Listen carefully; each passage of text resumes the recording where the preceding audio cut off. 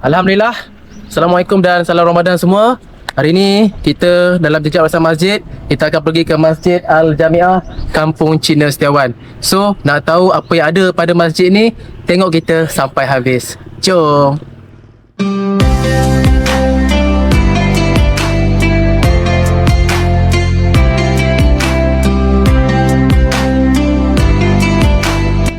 Alhamdulillah, sampai je kita di Masjid Al-Jamiah Kampung Cina Setiawan ni. Kita disambut mesra oleh pengerusi dan juga barisan jawatan kuasa masjid.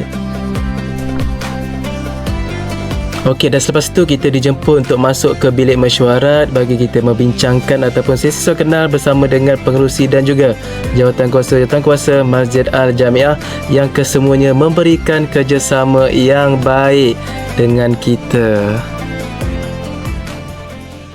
Untuk apa? Bilik kuliah ni dibuat untuk muslimat yang mana membolehkan kalau yang uzur tu dia tak boleh naik masjid. Okay guys, ini adalah bilik kuliah Masjid Al-Jamiah di mana bilik ini boleh memuatkan 30 orang. 30 orang. So di sini kenegaranya kepada para muslimah lah, kepada mereka yang uzur kan. So orang boleh mengaji di sini. Bilik kuliah di sini.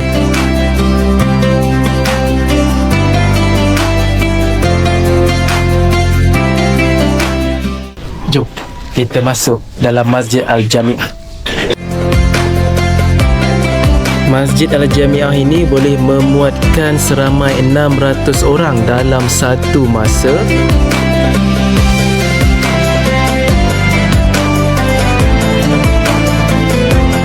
Korang tengok sini, ini adalah tapak asal surau ni. Kawasan ni adalah tapak asal. Kecil je, berapa square feet je asal dia. Selepas itu, korang tambah depan dan juga kiri dan kanan.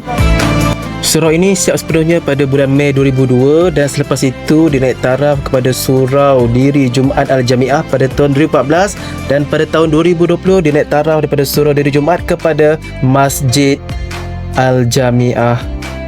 Okey, jom kita tengok bilik sistem, bilik imam, bilik Bilal pun di sini. Okey, ini adalah bilik di mana tempat imam nak tunggu masa untuk menjalankan tugasnya sebagai imam, membaca khutbah dan lain-lain lah. Dan terdapat juga buku kehadiran untuk imam yang bertugas. Untuk imam kita, sekiranya menjadi imam, dia boleh rujuk pada ni untuk membaca surah Al-Fatihah lah. Even kalau siapa nak bawa tarawih satu juzuk untuk satu malam, bolehlah buat ni. Kalau tarawih kan. Tapi tak boleh buat ni. Berarti apa pun dia. Faham.